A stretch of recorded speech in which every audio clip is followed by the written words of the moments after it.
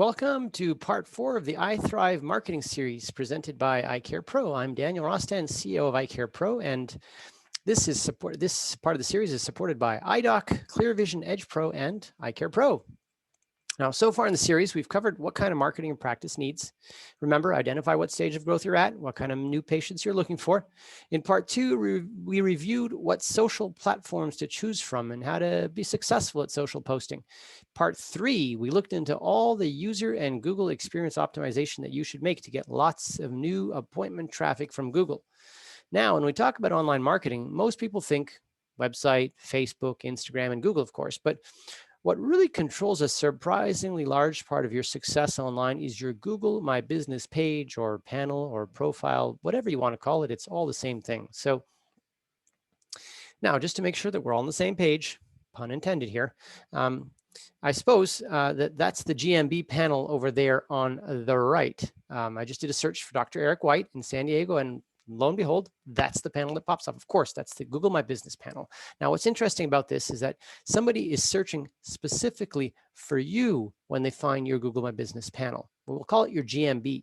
So when they search for you, you dominate the search results. If you take a look at the screen here, your GMB shows up on the right.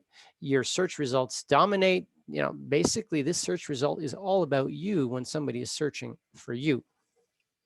Now, the GMB panel is actually huge. It's not as small as it looked like on that last screen. It's actually huge with tons of information in it. So have a look. By the way, the information that you see here has been chosen by Google. This, what you see right here on the screen, has been chosen by Google and tested and retested a lot of times. So take note. Take note. Whatever Google shows you here is the information that it thinks is most important to a website visitor. Whatever. So when you think about your website and what you should go at the top of your website, here you go. Photos, maps, directions, reviews, address, hours, phone, and appointment link. It's all here. Now, as you can see, there's a lot of information in here. A lot of information in here. Yeah, I told you. Just keeps on going. So this webinar is going to be a little different than the rest. We're going to look at your Google My Business panel, your GMB, and, well, you will, actually, I'm not going to be able to see it, and we'll review best practices. If all goes well, you can implement them on your GMB as we go. You'll have to use the pause button a fair bit. So as we cover something, you're welcome to pause and implement it. And if you just want to see what the best practices are, then follow along. So we should start by reviewing some key metrics about the GMB panel to stress its importance. So with the permission of our good friend, Carol Burns and Mark Wright of Professional Vision Care in Ohio, we've got a lot of data that we can share with you. Now, we've been with them on their online marketing for a number of years by now, and they're a wonderful example of what can be done. To begin with, the website itself gets over 2,500 visitors a month. This is a very important number to focus in on because as we start to look at the stats for the GMB, you'll start seeing just how many visitors never actually make it to your website and how important your GMB panel really is. It's actually alarming. Hence why I titled the webinar, Google is taking my business instead of just Google My Business. There's a ton of traffic that will not make it to your website. Now, Professional Vision Care has 3 locations outside of their vision therapy office. And as you can see here, the GMB panel gets a lot of impressions on Google. This location alone has 6,252 impressions. Second location here, 3,513 impressions, and the Johnstown location has 1,636 impressions. So you add that up and you get over 11,000 impressions in the search results. Now that's a lot of eyeballs out there. Remember the traffic to the website, 2,500. Now I'm not stopping there though, because they also show up in Google Maps. So if you take a look at the yellow box at the top, you start to do the math and you start to include Google Maps impressions, the number keeps on going up. This location has almost 3,000 Google Map views, which actually brings their total of impressions up from the 6,000 I showed you before to closer to 7,500. You should also notice at the bottom that people can visit the practice's website, get driving directions, or just call the office from the GMB panel. And Google tracks all that too. Second location, 4,404 impressions from Google. Third location, 1,955 impressions, 35 impressions from Google. All told, forget the 11,000 impressions. This adds up to over 13,500 impressions. But wait, it ain't over yet. This practice can and does put GMB posts onto their panel.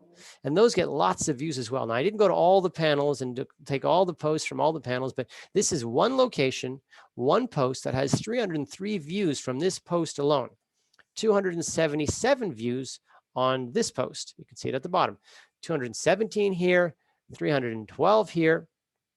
That's 1,200 GMB post views for just one location in 1 month, so which is easily over 2,000 for all locations for the month.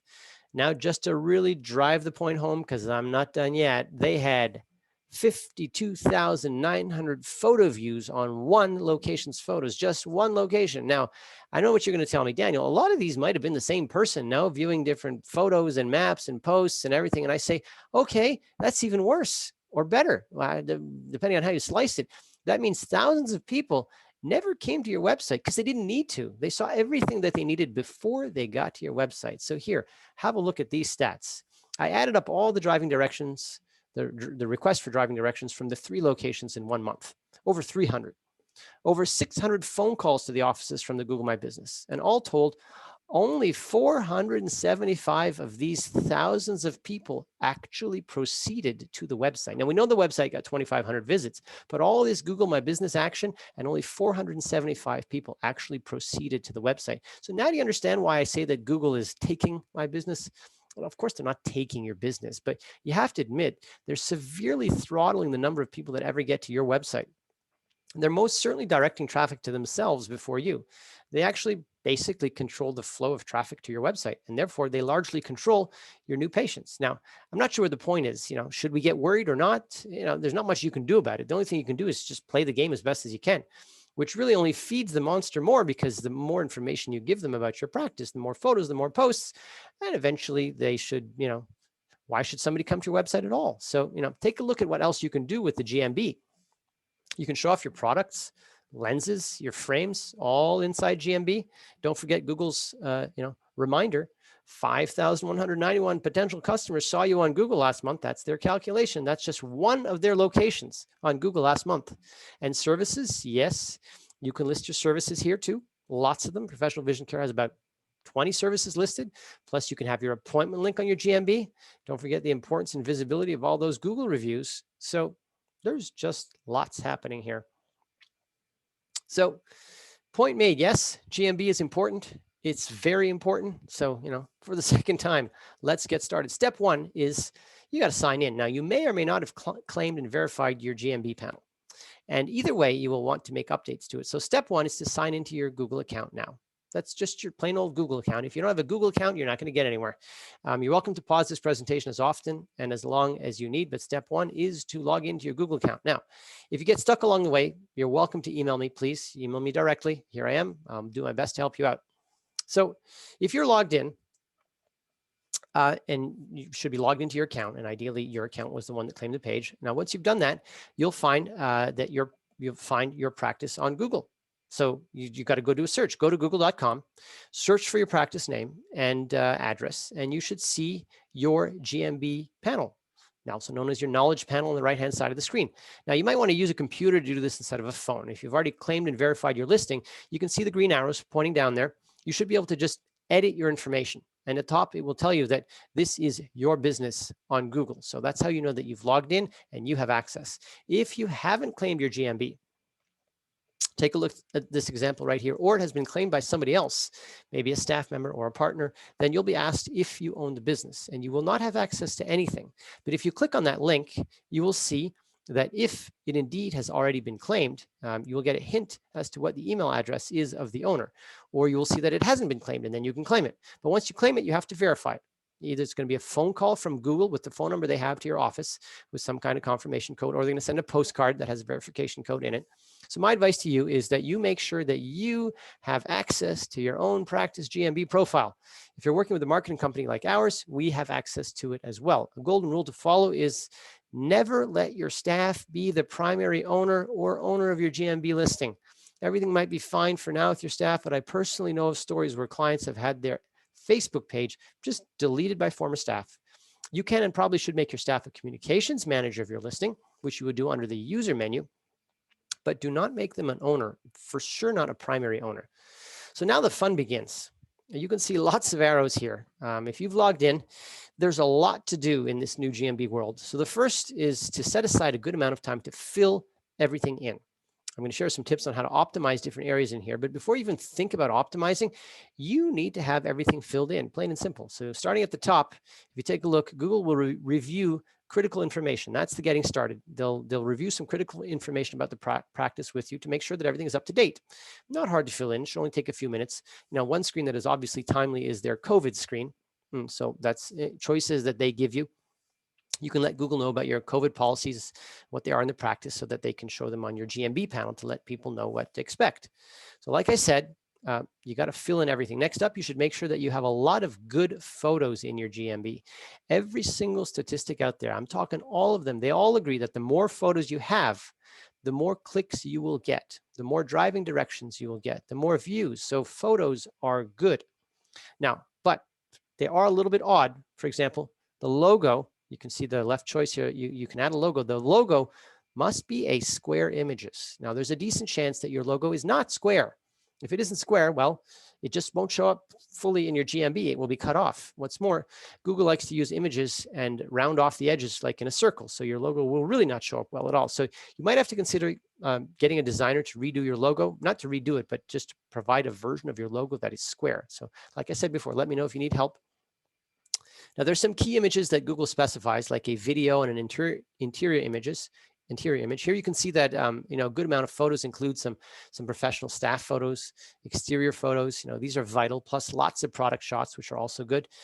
This practice has 15 photos. You can add more if you want. Another oddity is that you can't specify what your primary photo is. Google decides that for itself based on what people interact with the most. So be careful. If you post a funny photo and people interact it with the most, that might end up being your primary photo. So next up, you can see the next arrow is create post. Actually, that's the 5th arrow from the right, starting clockwise. Posts. It shouldn't surprise you that posts are good for SEO. Posts increase the number of actions taken by people that find you. And if you post regularly, that positive ranking signals to Google in the same way that adding photos does. When people search on Google versus using a social media platform like Facebook or Instagram, the people that are searching on Google have a higher intent, meaning they want to get something done, versus social media. They don't always want to get something done. So they're more likely to engage with your Google posts. And of course, Google is always trying to combat Facebook every single chance that it gets. It's actually fighting with Facebook. So Google wants to put posts up here so people can actually follow your Google My Business posts and get notified of new posts and updates. Now, you can post pretty much anything you want to your GMB. While I appreciate that this is a different platform than Facebook, I also know that people don't and won't regularly search for you on Google just to see what your posts are on GMB. Therefore, I suggest that you simply take some of the strategies that we covered in webinar number 2 of this series and just reuse some of your social posts and post them to the GMB. You do not need an entirely different strategy here. You might want to stay away from like the happy birthday posts and select some of the more professional ones because people look at your GMB and it's a factor that they're considering into making a decision to become your patient or not. Now, why are those arrows pointing to ads in red? Now, I recently hosted a webinar with Dr. Josiah Young from Opticare Vision and iCare Pro's PPC manager, Jeff Magaki. And the conclusion was that as of now, Google's AI, which is what powers the GMB Google ads, are not yet effective at spending your money well. Now, don't get me wrong, they'll spend your money all right, but the results are not going to be as good as if a human was running the ads. So, it can't advertise for much outside of the norm, and it just can't adjust your key variables as well as a human can do. So for fun, you're welcome to click through the ad wizard just to see what it does. I did so. Here's an example. It writes your ads for you. It actually suggests all your keywords, as you can see here too. You can modify them to your heart's content. And it also lets you know with the arrow down at the bottom that don't worry, you can put in negative keywords. Know what those are? Don't worry, I will be doing the next session on Google Ads. We'll be talking all about negative keywords. It also asks you how much you want to spend.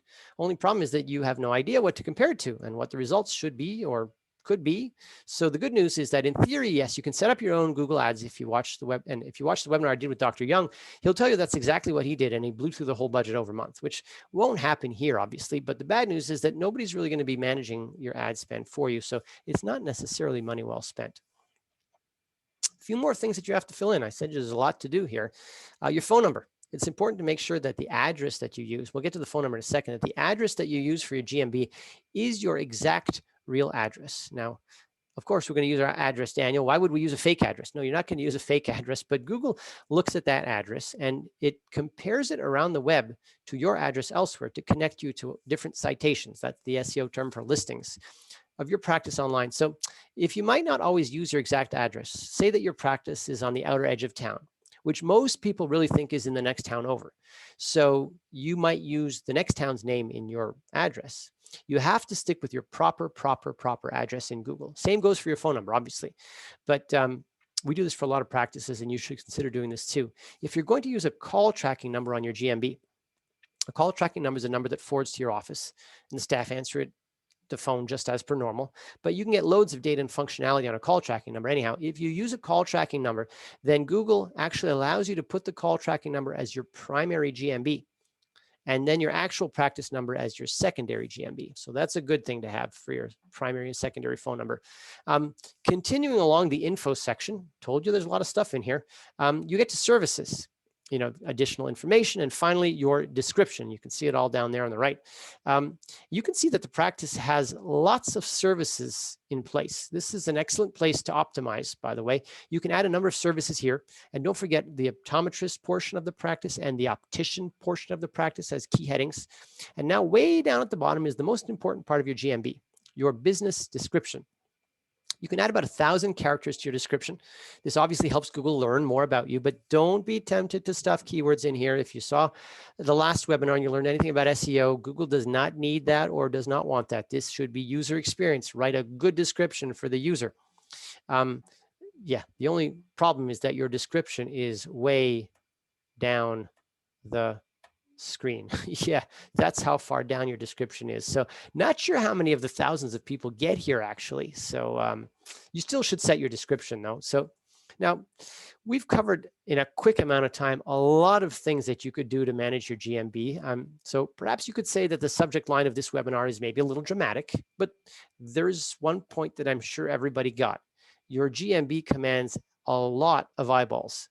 There is lots of traffic that comes through here. And yes, only about 10% of that traffic gets through to your website. Okay, maybe 20, which means that Google actually controls how many new patients your practice gets. So no matter how you slice it, they're in control. Mind you, that's the same for most businesses all over the world. They control all of them in terms of getting them traffic. Scary thought though, huh? Not that Amazon is any different, but let's not dwell on that. So clearly most of the work involved with the GMB is to be, at the very least, to fill everything in. Everything. Yes, there's some slightly technical steps, but they're not that hard to overcome. You just have to be diligent and stick with it. Now, that obviously makes Google happy. And when it sees that you have everything filled in, that's great. But if you think that it is set it and forget it, well, forget it. That's not really using the GMB to its potential. You have to keep on posting. You have to keep on adding photos, adding posts, add more Q&As. You have to always be tweaking, always come in there and be updating. It all helps. Now, not that a lot of practices have time for all this, but Google rewards content. So you basically have to play the game. And my last piece of advice, as you probably would guess by now, is I would not use the ads that are built into GMB. Have you ever told a patient, don't try this at home? And the patient thinks to himself, yeah, sure. I know you don't want me to try this at home because you want me to have to come back into the office again instead of doing it myself. Well, you know that that's not true. You're really trying to help the patient. So same here.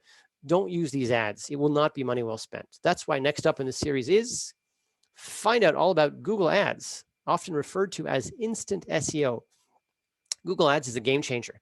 It instantly levels the playing field. So let's learn all about that in part 5 of the series. So thanks for watching, everybody, and we'll see you online.